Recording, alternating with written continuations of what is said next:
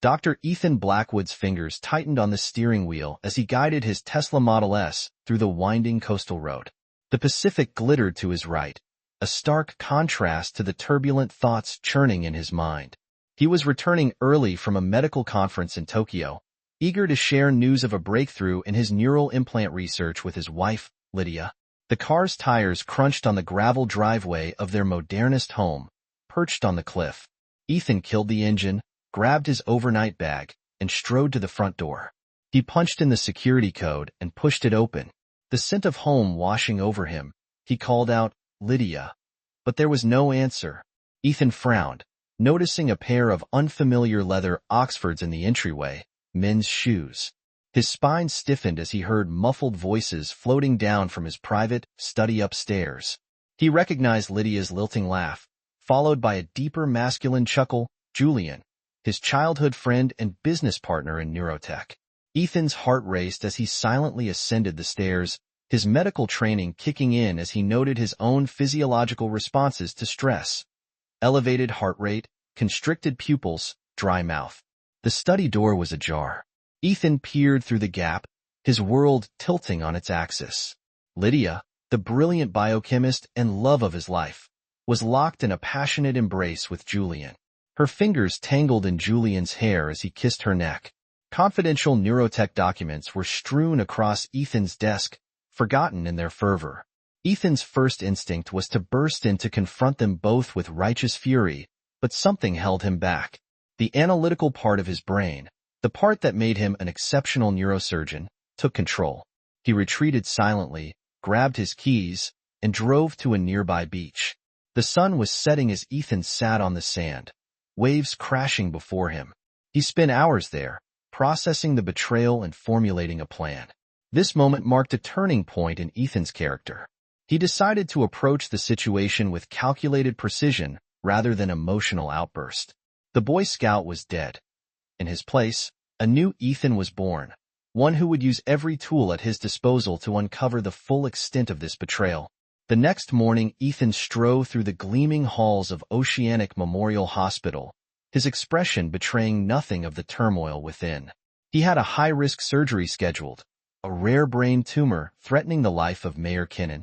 As he scrubbed in, Ethan fought to focus on the task at hand, but unbidden memories of Lydia and Julian intruded, threatening his legendary composure.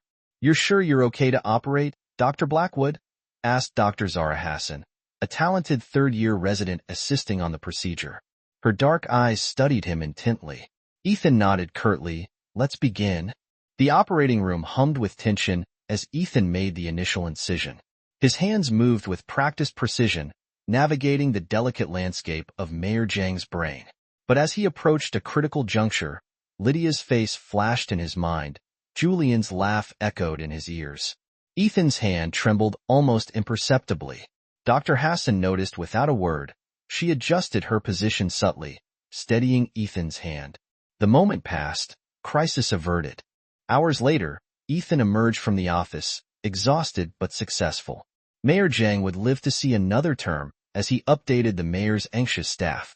A gruff voice interrupted, "Dr. Blackwood, Detective Marcus Ortiz, got a minute?" Ethan turned to face a stocky man with salt and pepper hair and tired eyes. He knew Ortiz by reputation, a tenacious investigator with a knack for solving cold cases. "What can I do for you, detective?" Ethan asked, keeping his tone neutral. Ortiz pulled out a notepad. "I'm looking into the disappearance of Dr. Victor Cho, board member here, right?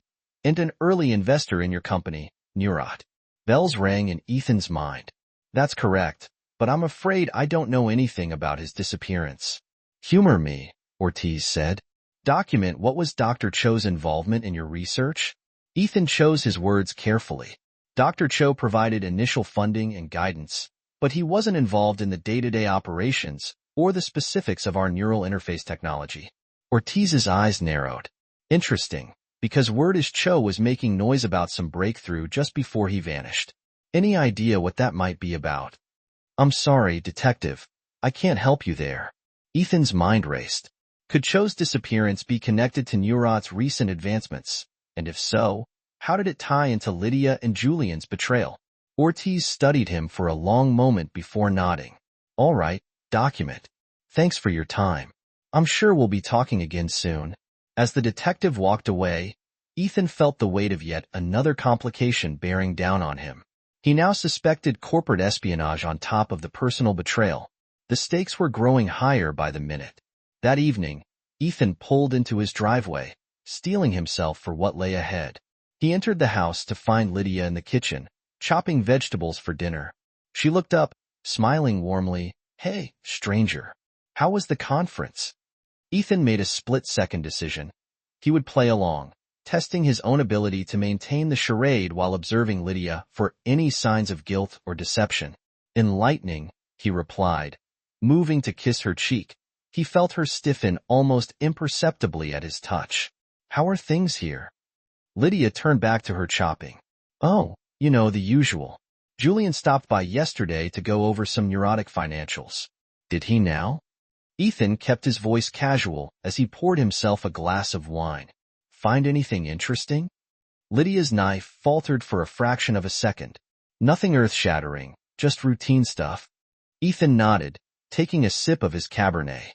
Well, I'm famished. What's for dinner? Their interaction was a masterclass in subtext, each partner hiding significant secrets as they ate. Ethan marveled at Lydia's ability to maintain her facade. He wondered how long she had been perfecting this performance. He also realized, with a mix of pride and sadness, how quickly he had adapted to this new reality. The Ethan of yesterday would have been incapable of such deception, but that Ethan was gone, replaced by a man determined to uncover the truth, no matter the cost.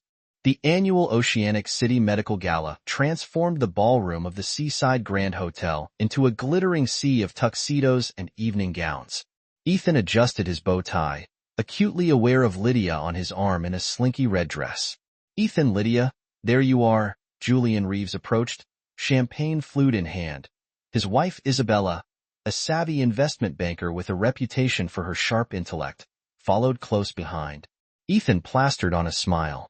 Julian, Isabella, good to see you both. The four engaged in intense small talk, an undercurrent of unease running beneath their conversation. Ethan couldn't resist dropping subtle hints that made Lydia and Julian squirm.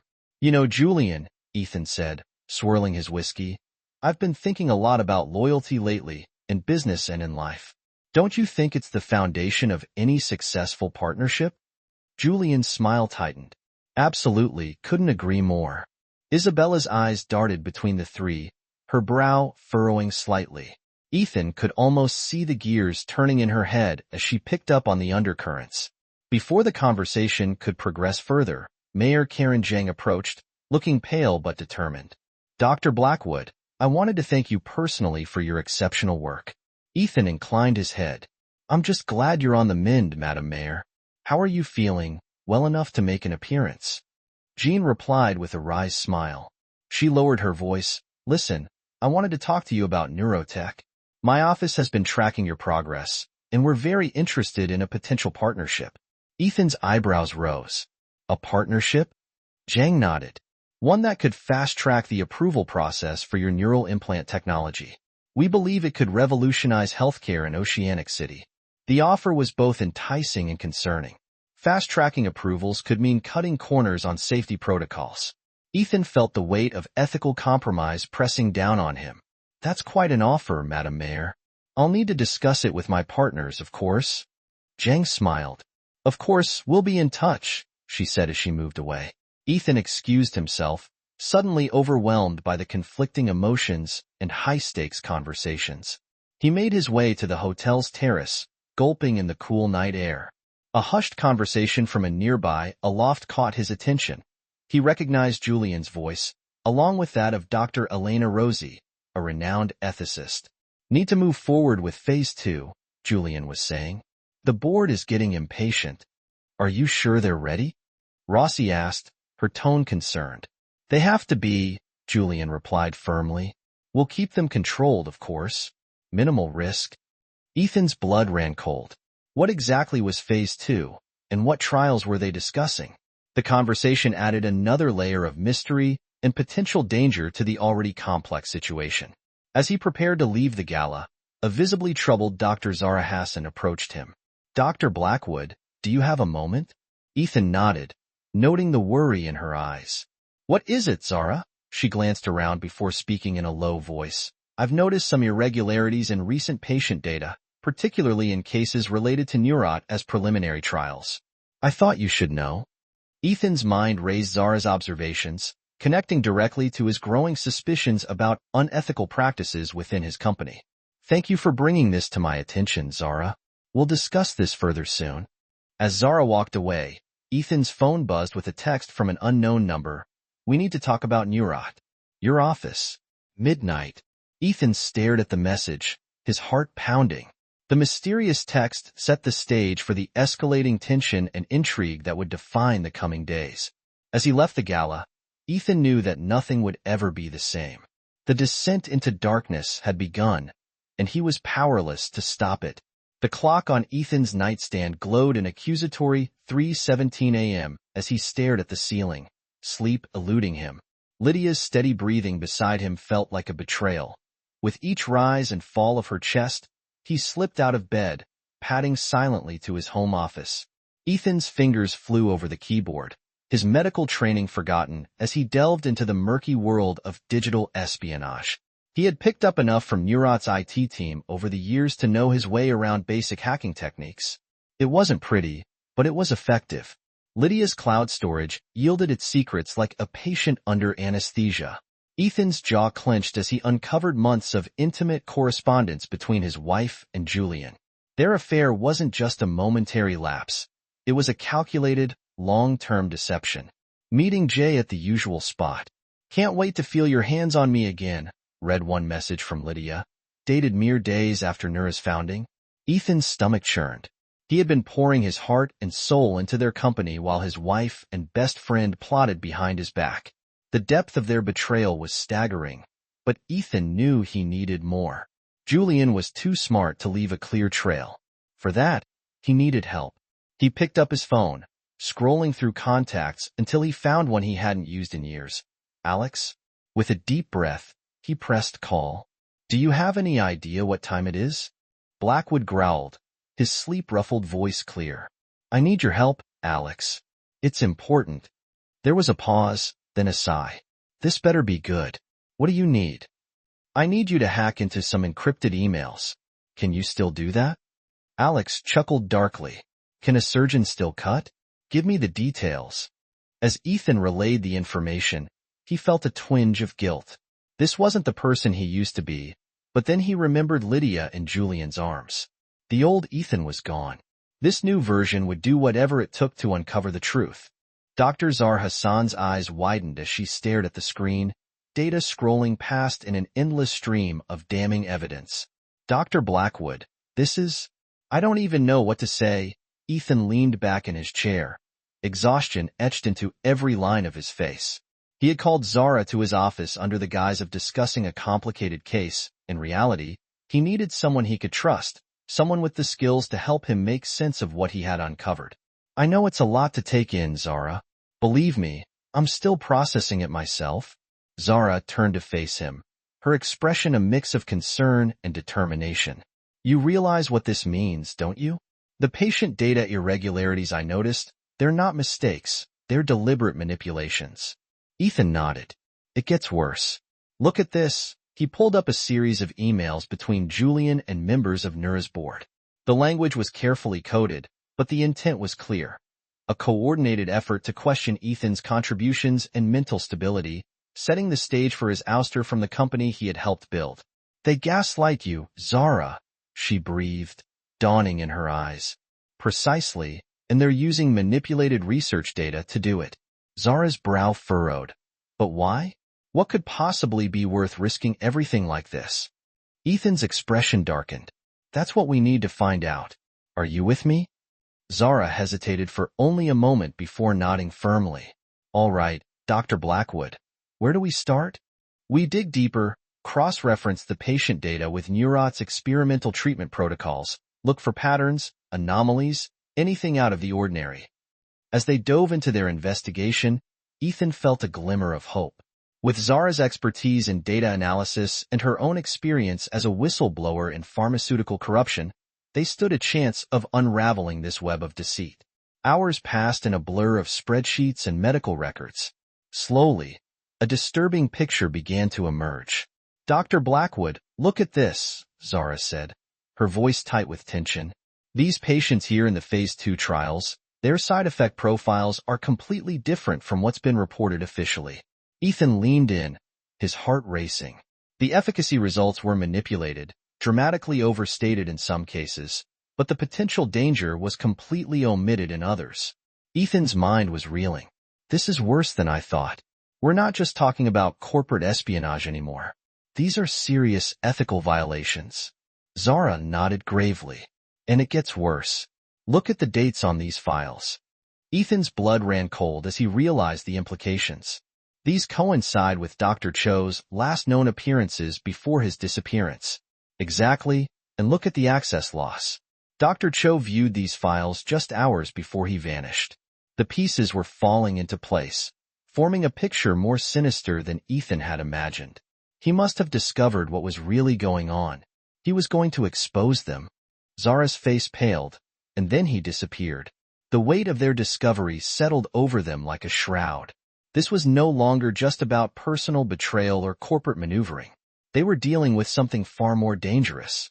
"Zara," Ethan said quietly, "I think we need to be very careful about who we trust from this point on. This conspiracy is bigger than just Julian and Lydia." Zara nodded, her expression determined. "Agreed. So, what's our next move?" Ethan stared out the window, watching the first rays of dawn creep over the horizon. "We compile everything we have, every shred of evidence, every anomaly, every connection, and then we figure out how to bring this whole thing down without getting ourselves killed in the process." As they bent back over their work, Ethan couldn't shake the feeling that they were embarking on a path from which there was no return. The descent into darkness had begun in earnest, and he could only hope they would find their way back to the light.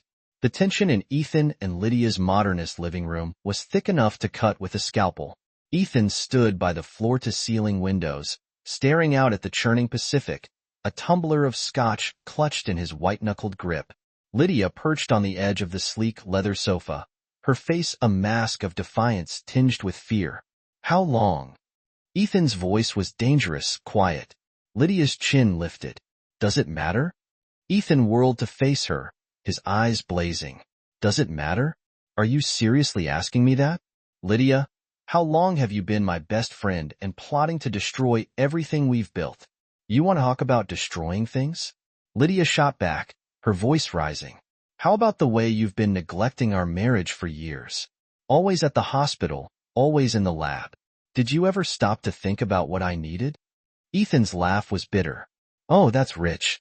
I was working my ass off to build a future for us, to change the world with our research, and all the while, you were spreading your legs for Julian and helping him steal it all away."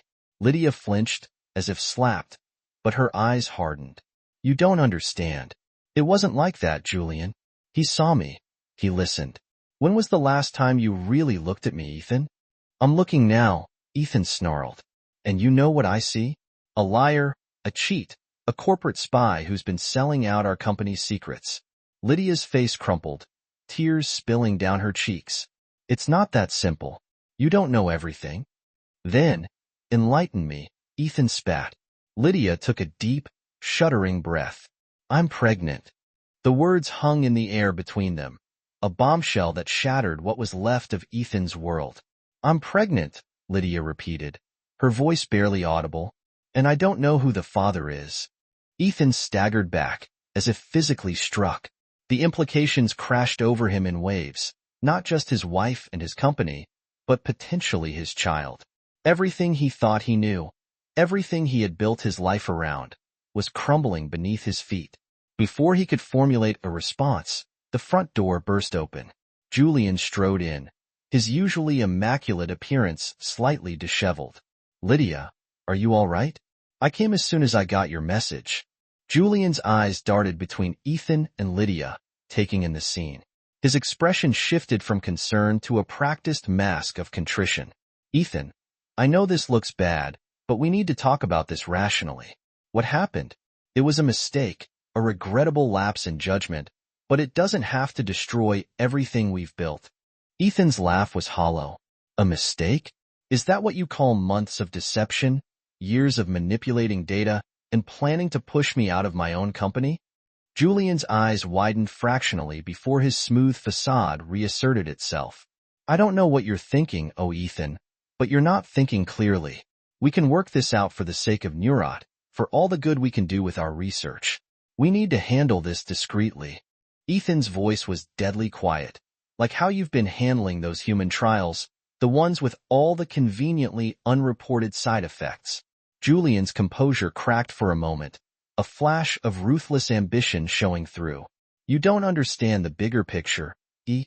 What we're doing is going to change the world. A few ethical gray areas are a small price to pay for the advancement of human evolution. Lydia gasped, looking at Julian with dawning horror. What are you talking about? What have you done? Julian opened his mouth to respond but was cut off by the shrill ring of Ethan's phone. Ethan answered, his eyes never leaving Julian's face. Dr. Blackwood, it's Dr. Patel from the ER. Mayor Jiang has been admitted with some very concerning symptoms. We need you here immediately. Ethan's blood ran cold as he listened to the description of the mayor's condition.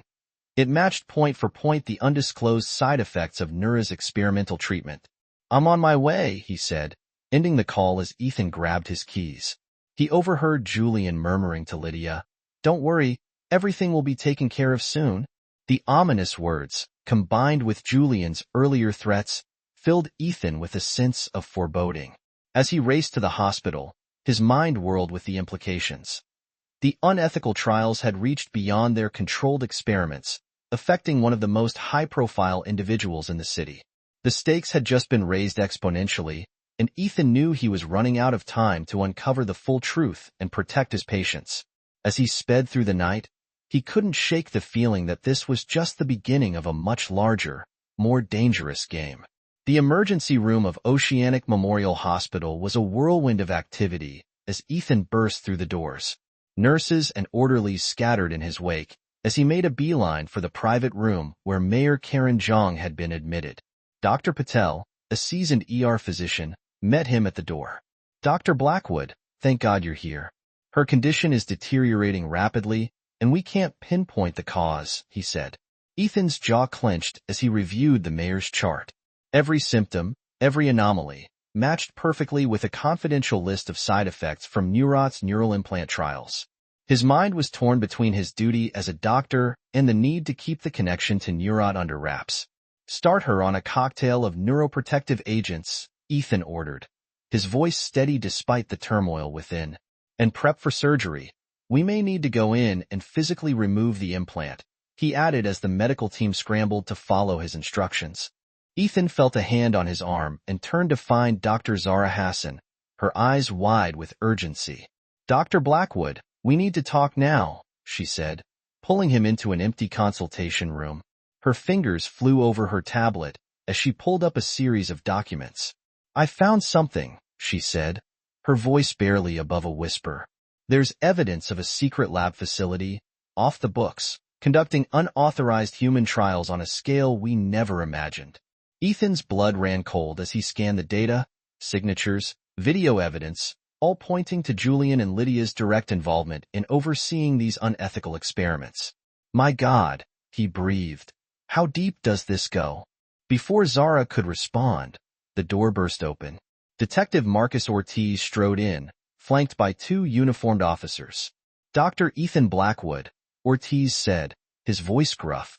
I have a warrant to search your office and seize any relevant documents or electronic devices. Ethan's mind reeled.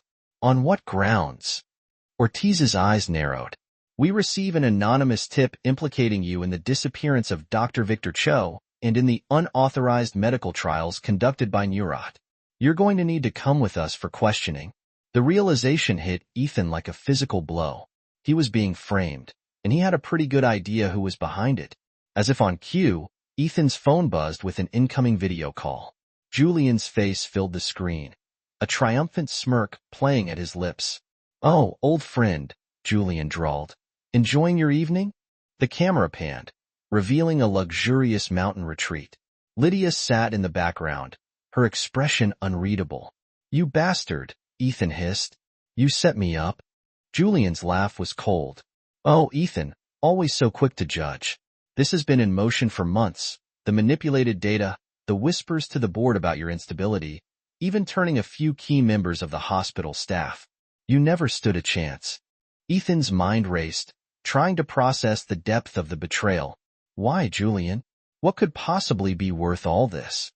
Progress, Ethan, unfettered scientific advancement, the kind that will propel humanity into a new era. And if a few ethical lines need to be crossed along the way, well, that's a small price to pay, isn't it? As Julian spoke, Ethan noticed something in Lydia's eyes, a flicker of regret, perhaps, or doubt. Julian continued, his voice dripping with false sympathy. "Don't worry about Lydia, by the way. I'll take good care of her and our little bundle of joy." At the mention of the pregnancy, Lydia's features contorted for a split second. Ethan saw a flash of the woman he had fallen in love with, trapped behind a mask of complicity. "You won't get away with this," Ethan growled. Julian's smile was shark-like. "But I already have. Goodbye, Ethan. Do try to enjoy your stay in custody." The call ended, leaving Ethan staring at a blank screen. He turned to find her tease watching him, eyebrows raised. "Care to explain what that was all about, Doc?" Ethan's mind raced. He knew that anything he said now would likely be used against him, but as he opened his mouth to speak, alarms blared from Mayor Zhang's room. "She's coding," a nurse shouted. In that moment, Ethan made a choice. He might be going down, but he'd be damned if he let a patient die because of Julian's machinations. "Detective," he said, his voice steady. "I know how this looks, but right now, there's a woman dying in there, and I'm the only one who knows how to save her. Let me do my job, and then I'm all yours." Ortiz hesitated for a long moment before nodding curtly. "Make it quick, document, and don't even think about trying anything funny." As Ethan rushed to save the mayor's life, his mind whirled with the implications of everything that had just transpired. He was being framed. His life's work was in jeopardy, and the woman he loved was embroiled in a conspiracy more vast and insidious than he had ever imagined. But as he entered the mayor's room, Ethan locked eyes with Dr. Zara. In that silent exchange, a message passed between them. This wasn't over. Not by a long shot. As the medical team worked frantically to stabilize Mayor Zhang, Ethan knew that his fight was just beginning. The descent into darkness was complete, but somewhere in that darkness, a spark of resistance had been ignited. And Ethan Blackwood was not a man who went down without a fight. The stark fluorescent lights of the holding cell cast shadows across Ethan's face. He sat on the hard metal bench, his mind racing through the events that had led him to this point. The betrayal, the conspiracy, the frame-up. It all seemed like a nightmare from which he couldn't wake. The sound of footsteps echoing down the corridor snapped him out of his reverie. Keys jangled, and the cell door swung open. Ethan looked up, expecting to see Detective Ortiz, or perhaps his court-appointed lawyer. Instead, he found himself staring into the sharp, calculating eyes of Isabella Reeves. "Hello, Dr. Blackwood," she said, her voice cool and controlled. "I believe we have much to discuss." Ethan's brow furrowed. "Mrs. Reeves, what are you doing here?" Isabella glanced over her shoulder before stepping into the cell, the door closing behind her with a metallic clang. "I'm here to offer you a deal, Dr. Blackwood, one that could save both our skins." Ethan leaned forward, intrigued despite his weariness. "I'm listening." Isabella's eyes glittered with a mix of determination and something darker, perhaps fear. "I've been suspicious of Julian's activities for months. The late-night calls, the unexplained absences, the discrepancies in neurofinancials. At first, I thought he was simply having an affair, but the truth, as I'm sure you discovered, is far more sinister." She reached into her designer handbag and pulled out a sleek tablet. "I've been conducting my own investigation. What I found, well, let's just say it goes far beyond Neurotic." Ethan's heart raced as Isabella swiped through a series of documents on the screen. Offshore bank accounts, shell companies, connections to known organized crime figures. The web of corruption was vast and intricate. Why are you showing me this? Ethan asked, his voice barely above a whisper. Isabella's gaze met his, unflinching. Because I need your help to bring it all down. In exchange, I'll help clear your name. You have the medical expertise and the insider knowledge of Neurat. I have the financial acumen and the resources. Together, we might stand a chance. Ethan studied her face, searching for any sign of deception, finding none. He nodded slowly. All right, Mrs. Reeves, you have a deal. As Isabella outlined the beginnings of their plan, Ethan couldn't help but wonder about the other players in this intricate game. What was Dr. Zara Hassan doing now? And Detective Ortiz, was he truly convinced of Ethan's guilt, or did he harbor his own doubts? Across town, in a dimly lit corner of a 24-hour diner, Dr. Zara Hassan nursed a cold cup of coffee. Her eyes were red-rimmed from lack of sleep, and her usually neat ponytail was disheveled. Across from her, Detective Marcus Ortiz sat, his weathered face etched with lines of concern. "Run it by me again, Doc," Ortiz said, his gruff voice low. "What exactly did you find in those patient files?" Zara leaned in, her voice barely above a whisper. "Inconsistencies, Detective, lots of them. Side effects that were never reported, efficacy results that seemed too good to be true. And then there's this," she added, sliding a folder across the table. Ortiz opened it, his eyes widening as he scanned the contents. "These dates," he muttered. "They line up perfectly with Dr. Cho's last known appearances." Zara finished for him. "Exactly. Whatever he found, whatever he was about to expose, I think this is it." Ortiz ran a hand over his face, suddenly looking every one of his 50-plus years. "Christ, if what you're saying is true, this goes way beyond a simple disappearance case. We're talking about a conspiracy that could reach the highest levels of the hospital, maybe even city government." Zara noted, "That's why I came to you, Detective. I don't know who else to trust. Dr. Blackwood, Ethan, he's not behind us. He's being set up, I'm sure of it." Ortiz studied her for a long moment before nodding. "All right, Doc. I believe you. But we're going to need more than just suspicions if we're going to help your boss. We need hard evidence. So, where do we start?" A determined glint appeared in Ortiz's eye. "We start by retracing Dr. Cho's steps. Something tells me the key to this whole mess lies in figuring out what happened to him." As they bent their heads together, formulating a plan, neither noticed the dark-suited figure watching them from a booth across the diner. A phone pressed to his ear. The sun was just beginning to peek over the horizon when the gates of the county jail swung open. Ethan stepped out, blinking in the harsh morning light. His suit was rumpled, his face unshaven, but his eyes burned with a new-found determination. Dr. Blackwood, Ethan, turned to see a sleek black town car idling at the curb. The back door opened, and Mayor Karen Zhang emerged, looking far healthier than when he'd last seen her in the hospital.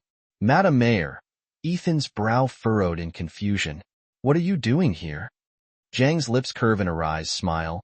"Picking up my get-out-of-jail-free card. It would seem, please get in. We have much to discuss."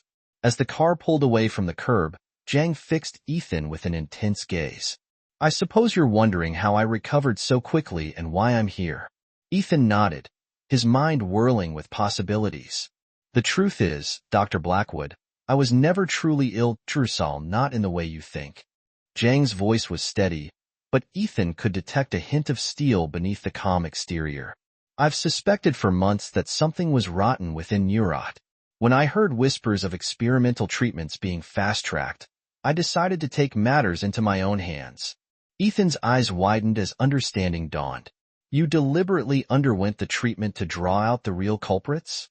Zhang nodded. "Precisely. What I didn't anticipate was how quickly things would spiral out of control, or that you would end up taking the fall." She leaned forward, her gaze intense. "I'm here to offer you a partnership, Dr. Blackwood. My political influence combined with your medical expertise, together, we could reshape AP, this city's healthcare system, root out the corruption, and build something truly revolutionary."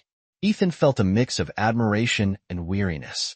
The offer was tempting, but he couldn't shake the feeling that he was being manipulated once again. "And what's in it for you, Madam Mayor?" Zhang's smile was razor-sharp. "A legacy, Dr. Blackwood, a chance to be remembered as the woman who ushered in a new era of medical innovation and ethical governance. And of course, the not insignificant boost to my re-election campaign. Ethan weighed his options. On one hand, partnering with Jang could give him the resources and protection he needed to expose the truth. On the other, he risked compromising his ethics even further. Before he could respond, his phone buzzed with a text from an unknown number. Pier 17, 1 hour. Bring the mayor. Ethan's pulse quickened. Isabella, whatever she had planned, it was clear that things were about to come to a head. He turned to WR, decision made. Madam Mayor, I think it's time you met some friends of mine. We want to need all the allies we can get for what comes next. As the town car changed direction, heading towards the waterfront, Ethan felt a surge of nervous energy. The pieces were falling into place. The unlikely alliance of a disgraced neurosurgeon, a cunning mayor, a brilliant resident, a jaded detective, and a scorned wife was about to take on a conspiracy that reached into the very heart of Oceanic City. The final confrontation was approaching, and Ethan knew that when the dust settled, nothing would ever be the same. The air at Pier 17 was thick with salt and tension. Ethan stood at the edge of the dock, Mayor Jang at his side. The first rays of sunlight glinted off the choppy waters of the harbor, casting long shadows across the weathered planks. Dr. Blackwood, Ethan turned to see Isabella Reeves approaching, her heels clicking against the wooden boards behind her. To his surprise, Dr. Zara Hassan and Detective Ortiz were with her. Quite the gathering you've assembled, Jang murmured, eyeing the newcomers warily. Ethan nodded, his gaze sweeping over the unlikely group. I think it's time we all laid our cards on the table. We're up against something bigger than any of us realized, and if we're going to have any chance of stopping it, we need to work together. For the next hour, information flowed freely. Isabella shared her financial findings, revealing the extent of Julian's illegal operations. Zara and Ortiz presented their evidence linking neurotech to Dr. Cho's disappearance and the unauthorized human trials. Mayor Jang detailed her own investigation and suspicions. As the full picture emerged, Ethan felt a mix of horror and determination. The conspiracy reached far beyond neurotech, implicating high-ranking hospital administrators, city officials, and even members of the police force. So, what's our next move? Ortiz asked, his gruff voice breaking the stunned silence that had fallen over the group. He thought of the patients who had suffered, of Dr. Cho who had disappeared trying to expose the truth, of his own journey from naive idealist to hardened fighter. Whatever happened next, Ethan knew there was no going back. The reckoning had begun. The mountain road twisted and turned, each bringing Ethan and his unlikely allies closer to the final confrontation. As Isabella's SUV rounded a corner, Julian and Lydia's secluded vacation home came into view. The modernist structure of glass and steel seemed to grow out of the rugged landscape, a monument to wealth and hubris. Remember the plan, Ethan said, his voice tight with tension. Isabella and I will enter through the front. Zara, you and secure the perimeter. Mayor Jang will coordinate with local authorities from the command center we set up down the road. As they approached the house, an eerie silence settled over the group. The property appeared deserted, but Ethan knew better than to trust appearances. Julian had always been one step ahead. There was no reason to think this time would be any different. Ethan and Isabella made their way to the front door, adrenaline coursing through their veins. To their surprise, the door swung open at Isabella's touch. I don't like this, Ethan muttered. It's too easy. They moved cautiously through the house, every sense on high alert. As they descended into the basement, Ethan's breath caught in his throat. Before them lay a state-of-the-art laboratory filled with servers and medical equipment, far beyond anything that should have been in a private residence. Isabella immediately set to work on the main computer terminal. Her fingers flew over the keyboard, breaking through layers of encryption with practiced ease. My God, she whispered, her eyes widening as she scanned the data scrolling across the screen. Ethan, it's worse than we thought. They're not just running unauthorized trials. They're trafficking people for these experiments. Homeless individuals, undocumented immigrants, anyone who won't be missed. Ethan's stomach churned as he looked at the files. The scope of the operation was staggering, reaching far beyond Oceanic City. A muffled sound from upstairs made them both freeze. "We need to move, Ethan," hissed Isabella. "Download everything you can. We need to get this to Zhang and Ortiz." But before Isabella could complete the transfer, the basement door burst open. Julian strode in, flanked by a group of armed men whose dead eyes and military bearings screamed mercenary. "Ethan, old friend," Julian said, his voice dripping with false warmth. "And Isabella, my dear, what an unpleasant surprise." Ethan's mind raced, searching for a way out, but Julian held all the carts. "I must say, I'm impressed by your persistence," Julian continued, circling them like a predator. "But did you really think I wouldn't have contingencies in place? That I wouldn't be monitoring my own home?" He produced a small device from his pocket. "One press of this button, and every dirty little secret in the city gets uploaded to the cloud. Every backroom deal, every covered-up scandal, including some of your own ethically questionable decisions, Ethan. Are you ready for the world to see just how far you were willing to go in the name of scientific progress?" Ethan's blood ran cold. He had always justified his actions as necessary evils in pursuit of the greater good. But now, faced with the prospect of those decisions being laid bare, he felt the weight of his choices pressing down on him. The tense standoff was shattered by the sound of breaking glass. Lydia burst into the room, her face a mask of determination. "It's over, Julian," she said, her voice steady. "I've been working with a federal task force. They have everything." Julian's composure cracked, revealing the ruthless ambition that had driven him all along. "You betrayed me. After everything we've built, Lydia." Her laugh was bitter. "You've destroyed everything, Julian. The company, our relationships, countless lives. It ends now." In the chaos that followed, Julian made a desperate grab for a hard drive. Ethan, running on pure instinct, gave chase. They burst out of the house, racing towards the cliff's edge that overlooked the churning ocean below. As they grappled at the precipice, Ethan found himself face to face with a man who had once been his best friend. In Julian's eyes, he saw a twisted reflection of his own ambition, a glimpse of what he might have become if he had made different choices. "It's not too late, Ethan," Julian panted, his grip on the hard drive white-knuckled. "Think of what we could achieve together, reshaping human evolution itself. We could be gods for a moment." For a moment, Ethan felt the pull of that vision, the chance to push the boundaries of science to leave an indelible mark on human history. But then he thought of the patients who had suffered, of the lives destroyed in pursuit of that dream. "No, Julian," Ethan said, his voice firm. "That's not who I am anymore. That's not who I want to be." As they struggled, Julian's foot slipped on the rain-slick rock. Time seemed to slow as he teetered on the edge of the cliff. In that split second, Ethan made a choice that would define the man he had become. He reached out, trying to grab Julian's arm, but Julian, seeing the inevitability of his defeat, let go as he fell towards the churning waves below. Ethan saw a flash of something in his former friend's eyes. Was it regret, acceptance, or simply the final stubborn refusal to face the consequences of his actions? The sound of Julian's body hitting the water was lost in the roar of the surf. Ethan stood at the cliff's edge, the weight of everything that had happened pressing down on him. The hard drive Julian had been clutching was now in Ethan's hand, its contents potentially the key to unraveling the entire conspiracy. Ethan turned away from the churning waters, his mind already racing with the next steps. The fight wasn't over, far from it. There was still a vast network of corruption to dismantle, victims to help, and a personal reckoning to face. As he made his way back to the house, Ethan was met by Detective Ortiz, whose weary face was a mask of determination. "Julian?" Ortiz asked, though the look in his eyes suggested he already knew the answer. Ethan shook his head. Ortiz nodded, not pressing further.